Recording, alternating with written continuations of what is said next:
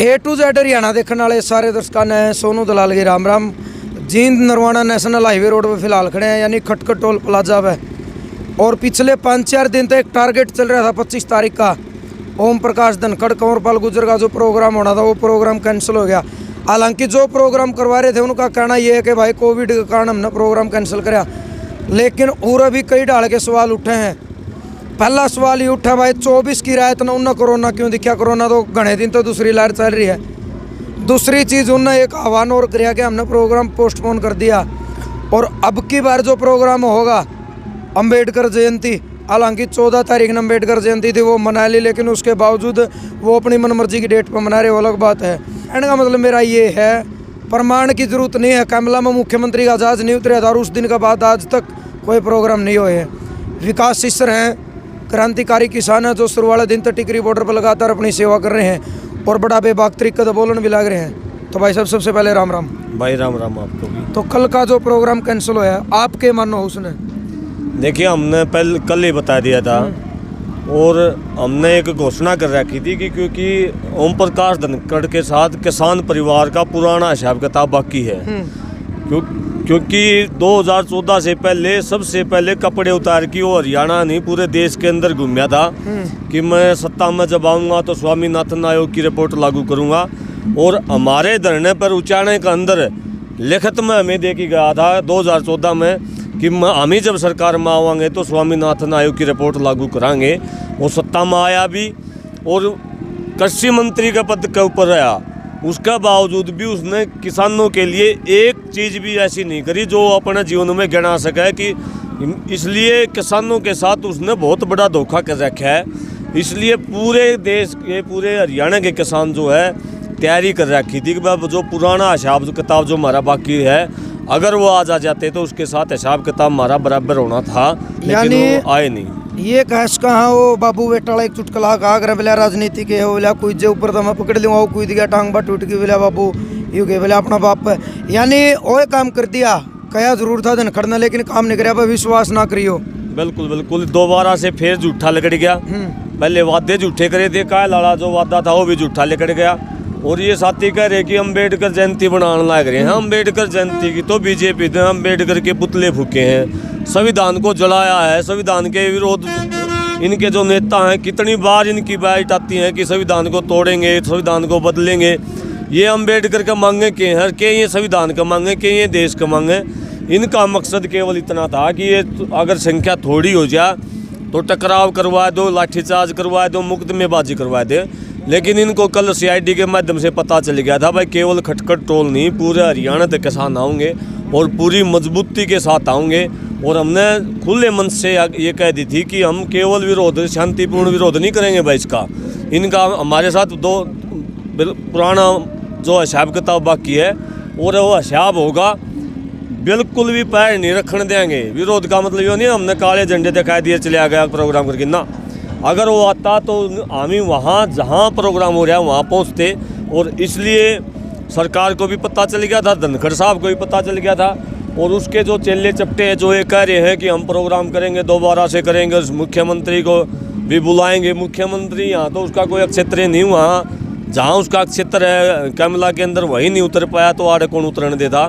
ये भ्रमित करने वाले बयानबाजी सारे साथी बंद करें। जब तक किसान आंदोलन चलेगा, जब तक किसान की जो मांगे हैं वो पूरी नहीं हो जाती, तब तक हम इनको किसी भी, चाहे JJP का है, चाहे BJP का है, चाहे MLA है, चाहे मंत्री है, जब तक हमारा अधिकार हमें नहीं मिल जाता हम किसी भी सूरत में किसी को घुसने नहीं देंगे। ऑपरेशन क्लीन पर क्या सिस्टम चल रहा है जो बॉर्डर पे सरकार कह रही है कि क्लीन करेंगे?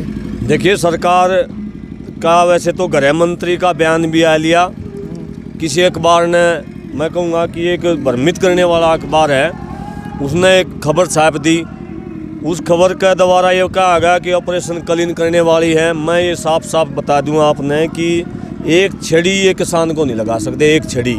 और चैलेंज के साथ कहूँ गेहूँ भी काटे हमने, तूड़ी भी बनाई हमने। बॉर्डर पर संख्या कम रही ज़्यादा रही वैसा नहीं है, लेकिन विषय ये है कि हमने छेड़ी की दिखाओ एक बार। और हम तो चाह रहे हैं, हमने तो पाँच महीने हो लिए शांति और संयम का रास्ता पर चलते हुए, ज्ञापन देते हुए, प्रदर्शन करते हुए। हम तो चाह रहे हैं हाँ हमारा मोर्चा अगर कोई कठोर फैसला नहीं लेता तो सरकार हमने छेड़ा, हमारा तो ये फैसला हो जाएगा। किसान बिल्कुल तैयार है। सरकार अगर छेड़ की देखेगी तो सरकार ने भी अंदाज़ा हो जाएगा कि क्या ऑपरेशन कलिन हुआ है। उल्टा हमने शुरू कर दिया। पहले तो हम कह रहे थे कि कानून वापस हो, लेकिन अब हमने प्रचार शुरू कर दिया कि कानून वापस नहीं भाई, इस देश के ऊपर राज करेगा किसान और मजदूर। और जब तक किसान और मजदूर के हाथ में वह कलम नहीं उठाई जाती जिससे हमारी किस्मत लिखने का ये काम कर रहे हैं, तब तक हम इस लड़ाई को जारी रखेंगे। और प्रधानमंत्री जो इतना घमंडी हो गया है, जो जिसको किसान दिखाई नहीं दे रहे, उसके पास में जमा दिल्ली राजधानी के अंदर बैठे हैं, 2 मिनट का समय वो बातचीत खातर नहीं निकाल रहा। उस घमंडी राजा को भी मैं कहना चाहूँगा कि बड़े बड़े राजाओं का घमंड टूटा है। जो रावण जैसे, जिनको बहुत बड़ा विद्वान, ब्रह्मांड का विद्वान कहा, घमंड तो उसने भी ले बैठा। तो कुछ है ही नहीं, कोई सौदा ही नहीं है। आपने प्रधानमंत्री को मैं प्रार्थना करना चाहूँगा जितना जल्दी हो सके इस किसान परिवार को खुश करके इनकी मांग पूरी करके इन्हें घर भेज दे, अन्यथा ना या कुर्सी बचेगी ना या तेरी छवि बचेगी जो या तने झूठी बना रखी है। किसान परिवार निश्चित तौर पर लड़ाई लड़न खातर आ रहा है। हर इनने देख भी लिया भाई, ये बोले गर्मी आएगी, गर्मी में भी बैठे हैं, फिर बोले काम का सीजन आ गया, काम का सीजन भी निपटा दिया हमने, काम भी निपटा दिया। ये भी है तीसरी बात रहे बीमारी वाली। या भी अगर कोई इस षड्यंत्र ने भी फैल अगर करेगा तो ये किसान आंदोलन करेगा। जिस तरह कल देखा गया प्रशासनिक अधिकारी आए थे, मीटिंग चल रही थी, हमारे जो मातृशक्ति उन्होंने भी साफ कर दिया था कि रोहतक में सिर फोड़े होंगे। अगर जींद में किसी महिला का टच भी कर दिया, किसी बुजुर्ग के खरोंच भी आई, भले आप अच्छा नहीं हटाएंगे, फिर मतलब उनका आग्रह पर सबके में पाड़े उधेड़ देंगे। ऑर्डर तो नहीं बिल्कुल। ये यार कब तक आदमी खुद की सुरक्षा खातर तो कानून का बांध, खुद की सुरक्षा खातर तो कानून भी जो है सेल्फ प्रोटेक्शन में तो चाहे आदमी ने मार दो। मैं मेरा जीवन ने बचाने खातर, मेरी सुरक्षा करने खातर उल्टा हाथ भी करूँगा। ये कानून भी अधिकार दे हुए है। हम अपना कानून के तहत हम अपना आंदोलन कर रहे हैं। विरोध जताने का अधिकार संविधान दे हुआ है, कानून दे हुआ है, और हम शांतिपूर्ण तरीके से कर रहे हैं। और उसके बावजूद अगर गलत तरीके से प्रशासन का और फौज का, पुलिस का गलत उपयोग कराया जा रहा है, ये बल्कि कानून का विरोध है। डीसी एसपी पब्लिक की सेवा के लिए है, न कि किसी एमएलए की रुखाड़ करने खातर, न कि किसी मंत्री की, मुख्यमंत्री की रुखाड़ करने खातर। ये कानून को तो ये भंग कर रहे हैं, कानून को तो ये तोड़ रहे हैं। जिनकी ड्यूटी पब्लिक के लिए है, उनकी ड्यूटी अपनी सुरक्षा में, अपने तामझाम में, अपनी राजशाही में लगा रहे हैं। ये कानून को तोड़ रहे हैं, ये संविधान को तोड़ रहे हैं। अगर सजा अगर किसी को मिलनी चाहिए तो उनको मिलनी चाहिए। किसान अपना कानून बचाने की लड़ाई लड़ रहा है, संविधान बचाने की लड़ाई लड़ रहा है, और प्रशासन के साथियों को, अफसरों को उनकी ड्यूटी, उनके कर्तव्य से अवगत करा रहा है कि एसडीएम क्या कर्तव्य, डीसी साहब का कर्तव्य ये है कि पब्लिक की सेवा करें, न कि किसी एमएलए का गेले गेले घूमता फिरे। अगर दोबारा उनका प्रोग्राम हो और मुख्यमंत्री आने की जो बात कर रहे हैं तो किसानों का क्या रवैया होगा? जो रवैया काल था, जो रवैया आज है, वो रवैया आगे रहेगा।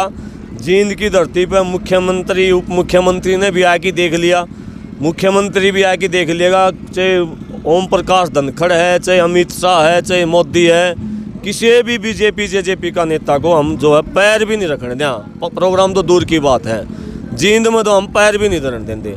सीधी बात यह।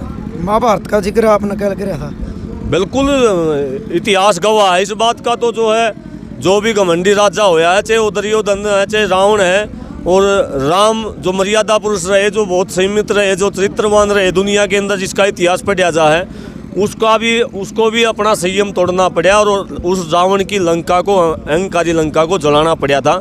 और श्री कृष्ण भगवान ने, जो पूरी दुनिया के अंदर पूजे जाते हैं, उसने भी कौरवों का वध करना पड़ा था। और निश्चित तौर पर ये इस देश की सरकार जो लोकतांत्रिक तरीके से नहीं चल रही, तानाशाही की तरफ सरकार बढ़ रही है।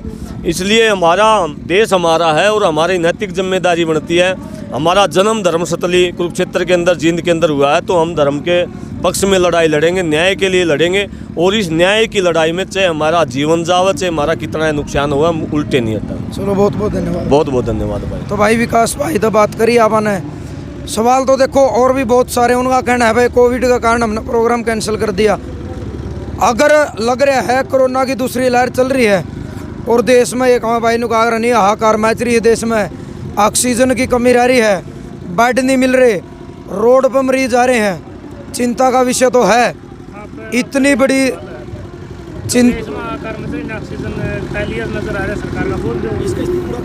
हाँ, यानी तमाम सारे मुद्दे हैं, उसके बावजूद उन्होंने अपना प्रोग्राम की पड़ रही है। तो मेरा तो मानना ये है, सरकार ने अपने जो प्रोग्राम है, चुनाव में भी सरकार बिजी है, वो प्रोग्राम छोड़ के और जनता जो मरण लग रही है देश की बिना ऑक्सीजन और बिना हॉस्पिटल का कारण, उन चीज़ों का नहीं बहुत ज़्यादा ध्यान देना चाहिए सरकार ने। यो भी सबसे बड़ा सवाल है, क्योंकि चुनाव वोट मांगने तो वोट नहीं मिलेंगे, जनता देगी काम न वोट। उनकी सोच के है कि सारा राजा पसंद करा है इस तरीके की। तो भाई विकास भाई तो बात करी है, इन बातों में आपका मानना क्या है? सभ्य कमेंट के जरिए अपनी सोच विचार अपनी प्रतिक्रिया ज़रूर दे दियो। बात अच्छी लगी हो तो वीडियो ज़्यादा से ज़्यादा शेयर कर दियो। जय जवान जय किसान।